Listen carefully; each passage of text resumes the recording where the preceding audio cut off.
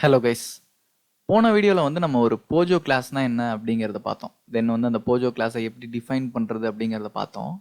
So இந்த வீடியோவில் வந்து நம்ம என்கேப்சுலேஷன் பற்றி பார்க்க போகிறோம். ஸோ இதுதான் வந்து இந்த ரெண்டாவது கான்செப்ட் ஊப்ஸில்.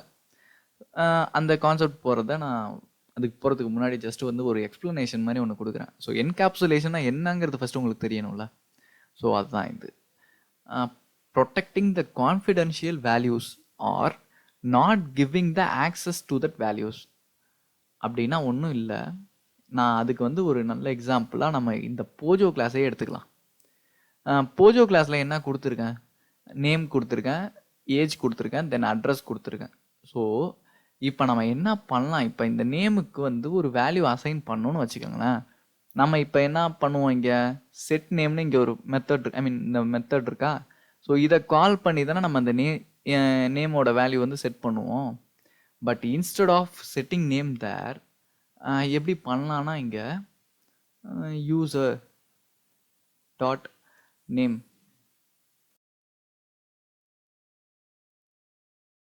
இங்கே வந்து இது வந்து எரர் காட்டுதுன்னா இங்கே பப்ளிக்னு கொடுக்கலங்கிறது காட்டுது. ஸோ நான் அதை பப்ளிக்னு கொடுத்துட்டு வந்துக்கிறேன்.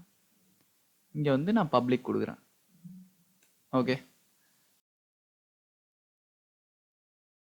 இப்போ நான் இதை வந்து எல்லாத்தையும் நான் பப்ளிக்காக மாற்றிட்டேன். ஸோ இங்கே அந்த எரர் போயிடுச்சு, அதை பார்க்கலாம். ஸோ இங்கே இது வந்து ஒரு நேம் தான், அதனால் எந்த ஒரு இஷ்யூவும் கிடையாது. இப்போ இந்த நேமை வந்து இங்கே செட் பண்ணிட்டோமா, நான் அதே மாதிரி இதை வந்து கெட் பண்ணி பார்க்குறேன். யூசர் டாட் சாரி அதை டெலீட் பண்ணாமல் வச்சுக்கலாம்ல. ஓகே ஓகே இப்போ நான் வந்து இதை எக்ஸிக்யூட் பண்ணுறேன்.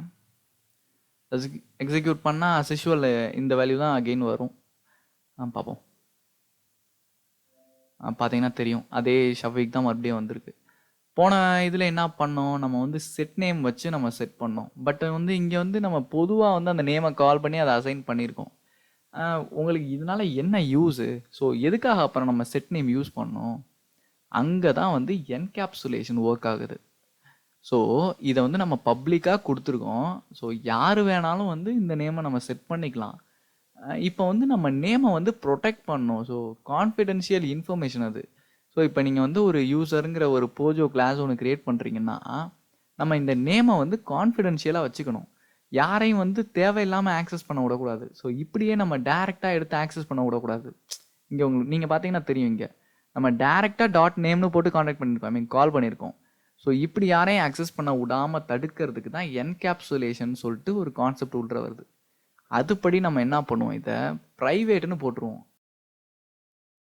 இப்போது நான் என்ன பண்ணுறேன்? இந்த நேமை இங்கே டிஃபைன் பண்ணுறேன். ஸோ பார்த்தீங்கன்னா தெரியும், இங்கே எரர் போகவே இல்லை பாருங்கள். அது ஏன்னா இங்கே பாருங்கள், யூசர் டாட் நேம் பப்ளிக்காக மாற்றிக்கவா அப்படின்னு கேட்குது. அப்படின்னா என்ன அர்த்தம்? அது வந்து பப்ளிக்காக இல்லை அப்படின்னு அர்த்தம். இங்கே பாருங்கள், name has private access to in this package அப்படிங்கிறது காட்டுது. இது வந்து ப்ரைவேட் ஆக்சஸ். ஸோ அன்வான்டாக நீ வந்து இதை இப்படியே நீ வந்து எக்ஸ்பிளிசிட்டாக வந்து மாடிஃபை பண்ண முடியாது. நீ வந்து கெட்டர்ஸ் அண்ட் செட்டர்ஸ் யூஸ் பண்ணி தான் மாடிஃபை பண்ண முடியும் அப்படிங்கிற மாதிரி ஒரு ப்ரொடெக்ஷன் கொடுக்குறோம்ல. இதை டைரெக்டாக யூஸ் பண்ண விட முடியாமல் தடுக்கிறோம்ல. ஸோ அதுக்கு பேர் தான் என்கேப்சுலேஷன். ஸோ அதை எப்படி ஞாபகம் வச்சுக்கலாம்னா, நீங்கள் ஒரு டேப்லெட்டை ஞாபகம் வச்சுக்கோங்க.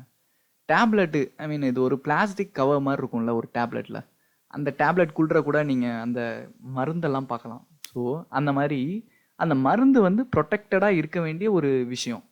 ஸோ அதை வந்து அந்த கேப்சியூல் வந்து ப்ரொடெக்ட் பண்ணுதில்ல, அது மாதிரி தான் இந்த என்கேப்சுலேஷனும். இது வந்து ஒரு சென்சிட்டிவான இன்ஃபர்மேஷனு, அதை ப்ரொடெக்ட் பண்ணுறதுக்காக நான் வந்து ப்ரைவேட்டுங்கிற கீவேர்டு யூஸ் பண்ணி அதை என்கேப்சுலேட் பண்ணியிருக்கேன்.